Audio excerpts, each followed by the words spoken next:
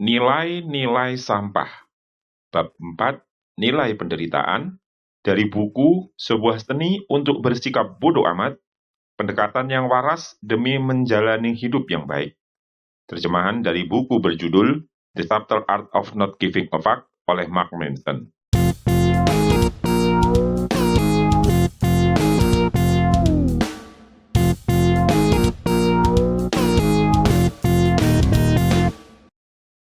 Ada sejumlah nilai umum yang menciptakan masalah yang sangat-sangat buruk bagi banyak orang, problem yang nyaris tak mungkin dipecahkan. Jadi, mari kita lihat sekilas apa saja itu. Yang pertama, kenikmatan. Kenikmatan itu memang menyenangkan, namun itu adalah satu nilai yang menakutkan jika dijadikan prioritas dalam kehidupan Anda. Tanya pecandu narkoba manapun, bagaimana pencarian akan kenikmatan berbalik arah.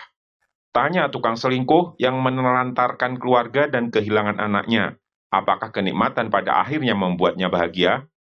Tanya pria yang tak bisa berhenti makan sampai-sampai nyawanya nyaris melayang, apakah kenikmatan menolongnya keluar dari masalah?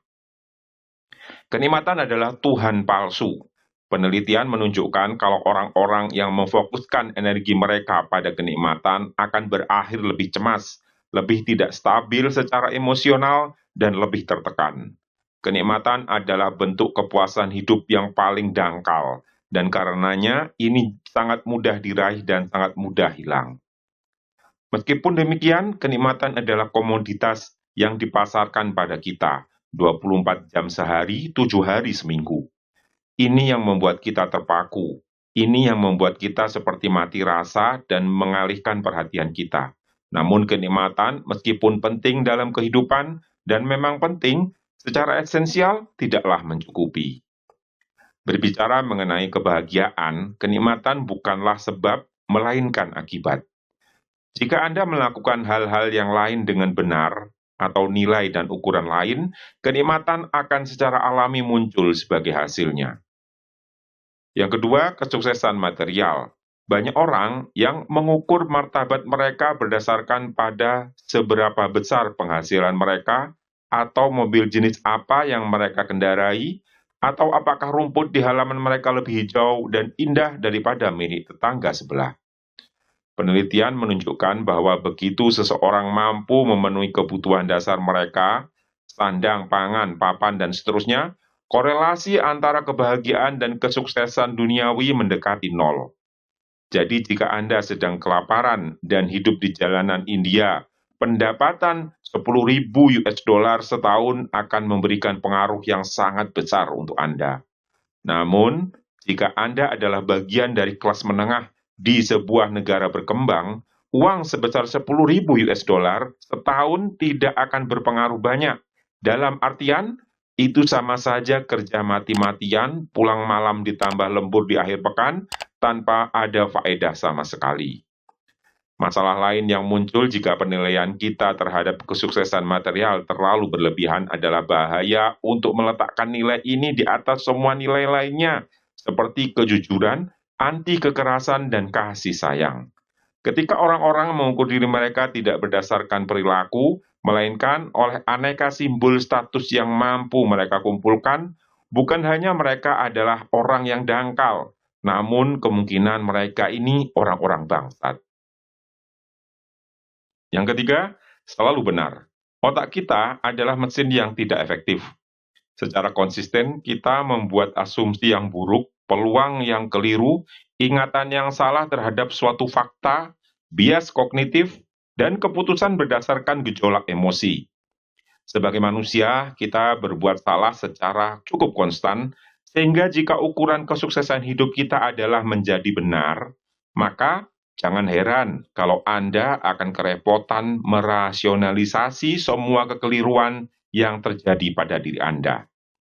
Faktanya, orang-orang yang mendasarkan penghargaan diri mereka pada ambisi untuk selalu benar, menghalangi diri mereka sendiri untuk bisa belajar dari kesalahan itu sendiri.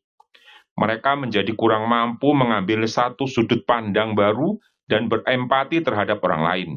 Mereka menutup diri mereka sendiri terhadap informasi yang baru dan penting. Akan jauh lebih membantu jika Anda mengasumsikan diri Anda tidak paham dan tidak tahu banyak.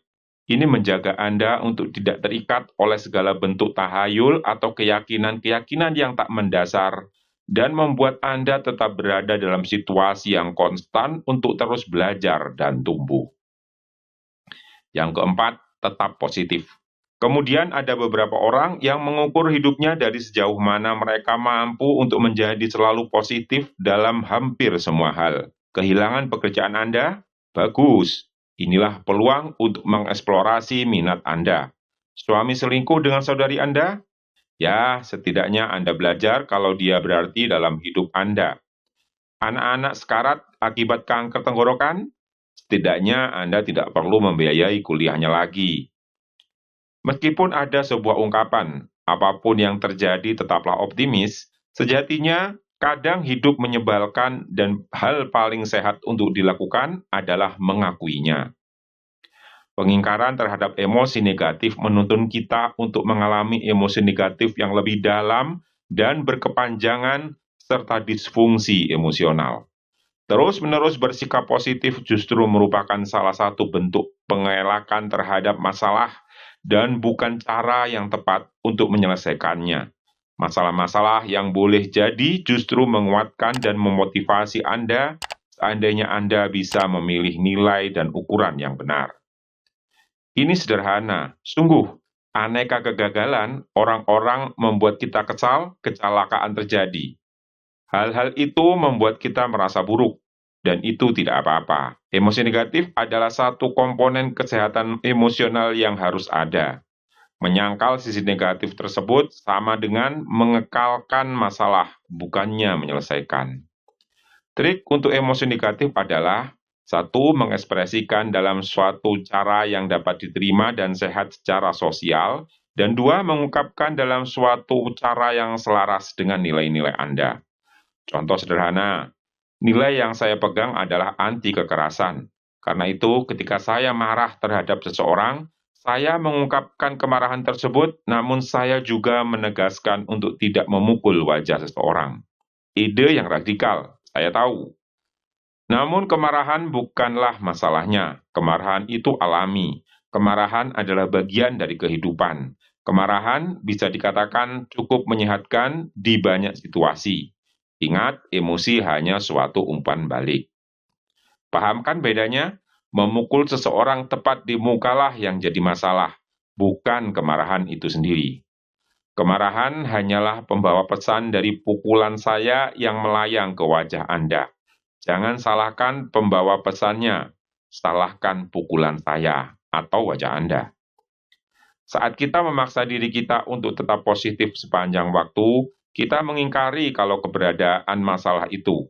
Dan ketika kita menyangkal masalah kita menihilkan kesempatan yang kita miliki untuk menyelesaikan masalah dan menjadi bahagia. Permasalahan membuat hidup kita lebih bermakna dan penting. Karena itu, menghindari masalah justru menuntun kita kepada suatu kondisi yang hampa makna, bahkan meskipun di satu sisi menyenangkan. Secara jangka panjang, menuntaskan maraton membuat kita lebih bahagia ketimbang menyantap kue coklat. Membesarkan anak membuat kita lebih bahagia daripada memenangkan video game. Memulai suatu bisnis kecil dengan teman-teman dan perjuangan untuk mencapai kesuksesan membuat kita lebih bahagia daripada membeli sebuah komputer baru. Kegiatan-kegiatan tersebut membuat stres, sulit, dan seringkali tidak menyenangkan. Itu juga menuntut kita untuk mampu bertahan mengatasi masalah demi masalah. Namun, akan ada momen yang paling bermakna dan menggembirakan yang kita rasakan. Itu merupakan campuran rasa sakit, jerih payah, bahkan kemarahan dan putus asa. Namun begitu itu semua terlewati, saat menengok ke belakang, kita akan bercerita ke anak cucu kita dengan penuh haru. Seperti yang pernah disampaikan Freud, suatu hari ketika kita mengingat masa lalu, tahun-tahun yang penuh jerih payah akan berubah menjadi yang tahun-tahun yang paling indah. Inilah mengapa nilai-nilai ini, kenikmatan, kesuksesan, material, selalu benar, tetap positif, merupakan idealisme yang buruk bagi kehidupan seseorang, karena sebagian momen-momen besar manusia tidak menyenangkan, tidak sukses, tidak dikenal, dan tidak positif. Intinya, pastikan Anda telah mencengkram beberapa nilai dan ukuran yang baik terlebih dahulu, maka secara alami kenikmatan dan kesuksesan akan muncul sebagai hasilnya. Hal-hal itu merupakan efek samping dari nilai-nilai yang baik. Secara substansial, hal-hal tersebut hanyalah kenikmatan yang hampa. Nilai-nilai yang baik, 1. Berdasarkan pada kenyataan, 2. Membangun secara sosial, dan 3. Segera dan dapat dikendalikan. Nilai-nilai yang buruk, 1. Tahayul, 2. Merusak secara sosial, dan 3. Tidak segera dan tidak dapat dikendalikan. Kejujuran merupakan suatu nilai yang baik karena ini adalah sesuatu yang dapat sepenuhnya Anda kendalikan. Ini mencerminkan kenyataan dan ini memberikan manfaat bagi orang lain, bahkan jika ini kadang tidak menyenangkan. Popularitas di sisi lain merupakan nilai yang buruk jika itu menjadi nilai Anda, dan jika ukuran Anda adalah menjadi cowok atau cewek yang paling populer di pesta dansa, banyak dari apa yang terjadi akan berada di luar kendali Anda. Anda tidak tahu siapa saja yang ada di sana, dan kemungkinan Anda tidak akan mengenal setengah dari antara mereka. Kedua, nilai atau ukuran tidak berdasar pada kenyataan. Anda mungkin merasa terkenal atau tidak terkenal, namun di saat yang bersamaan, pada kenyataannya, Anda benar-benar tidak punya petunjuk apapun tentang apa yang dipikirkan orang lain terhadap Anda. Catatan, orang yang takut terhadap apa yang dipikirkan orang lain tentang diri mereka sesungguhnya ketakutan jika semua hal buruk yang mereka pikirkan tentang diri mereka berbalik ke arah mereka.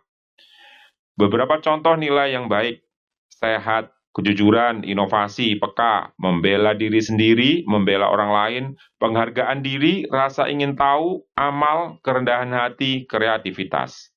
Beberapa contoh nilai yang buruk atau tidak sehat: dominasi melalui manipulasi atau kekerasan, gonta-ganti pasangan, senantiasa merasa senang, selalu menjadi pusat perhatian, tidak mau kesepian, disenangi semua orang, menjadi kaya demi menjadi kaya, mengorbankan hewan-hewan kecil untuk dewa-dewa pagan.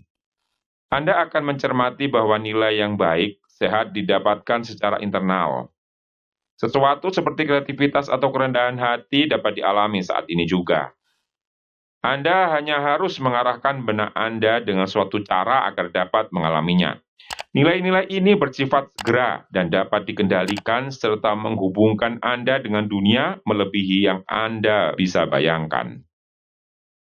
Nilai-nilai buruk biasanya bersandar pada peristiwa eksternal, terbang dengan jet pribadi, selalu dinilai benar, memilih sebuah unit rumah di Bahama, makan cannoli sambil digerayangi 3 penari bugil.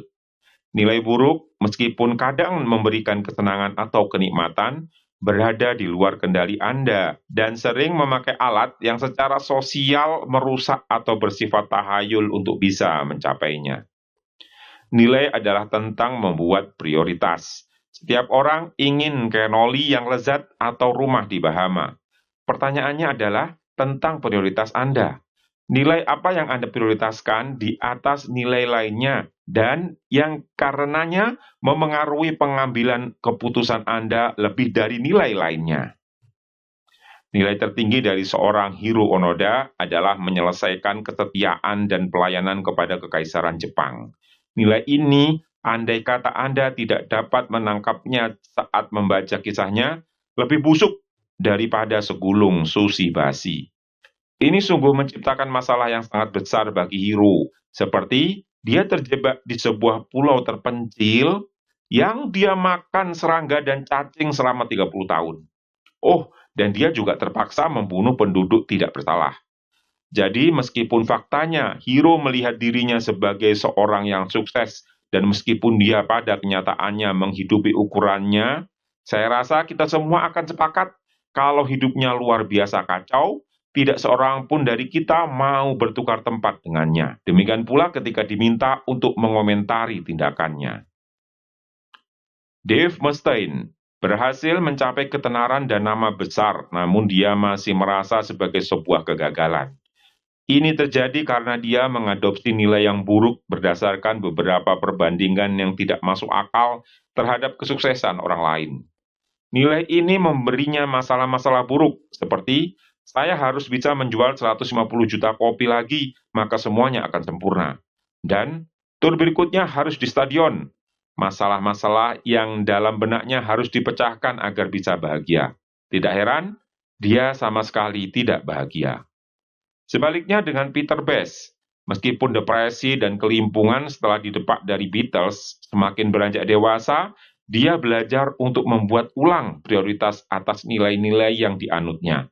Karena ini, Best tumbuh menjadi pria yang sehat dan bahagia dengan kehidupan yang sederhana dan keluarga yang luar biasa. Suatu hal yang, ironisnya, berusaha diraih atau dipertahankan 4 anggota Beatles dekade demi dekade lamanya. Ketika kita menganut nilai yang buruk, yaitu standar buruk yang kita terapkan bagi diri sendiri dan orang lain, pada intinya kita sedang mencurahkan perhatian pada hal-hal yang tidak penting, perkara-perkara yang dalam kenyataannya membuat hidup kita lebih buruk. Tetapi jika kita memilih nilai yang lebih baik, kita mampu mengarahkan kepedulian kita terhadap hal-hal yang lebih baik kepada hal-hal yang berarti, hal-hal yang meningkatkan kesejahteraan secara lahir batin dan memunculkan kebahagiaan, kenikmatan, dan kesuksesan sebagai efek sampingnya. Singkat kata, inilah yang dimaksud dengan self-improvement yang sesungguhnya memprioritaskan nilai-nilai yang lebih baik, memilih hal-hal yang lebih baik untuk dipedulikan. Karena ketika Anda peduli pada hal-hal yang lebih baik, Anda akan mendapat masalah yang lebih baik. Dan ketika Anda mendapat masalah yang lebih baik, Anda menjalani kehidupan yang lebih baik pula. Beberapa bab ke belakang akan khusus mengulas 5 nilai rasional yang saya yakini sebagai nilai yang paling bermanfaat untuk diterapkan. Kelimanya mengikuti hukum kebalikan yang telah kita bicarakan sebelumnya, yang terkesan negatif. Semua ini menuntut kita untuk berkonfrontasi dengan masalah secara lebih mendalam dan bukan menghindarinya. 5 hukum ini selain tidak biasa juga tidak membuat nyaman. Tetapi bagi saya, itu semua mengubah kehidupan. Pertama, yang akan kita lihat di bab selanjutnya adalah bentuk tanggung jawab yang radikal. Bertanggung jawab untuk semua hal yang terjadi dalam kehidupan Anda, entah itu salah siapa. Kedua adalah ketidakpastian, mengakui ketidakpedulian Anda dan pengolahan rasa ragu yang terus terjadi atas keyakinan diri Anda sendiri. Berikutnya adalah kegagalan, kehendak untuk menemukan kesalahan dan cacat Anda sendiri sehingga itu bisa diperbaiki. Keempat adalah penolakan, kemampuan untuk mengatakan atau mendengar kata tidak yang secara jelas menentukan apa yang akan Anda terima atau tolak dalam kehidupan Anda. Nilai terakhir adalah perenungan tentang kematian seseorang. Yang satu ini krusial karena dengan bersikap waspada terhadap kematian, ini mungkin menjadi satu-satunya cara yang dapat dilakukan untuk membuat semua nilai kita tetap berada dalam sudut pandang yang tepat.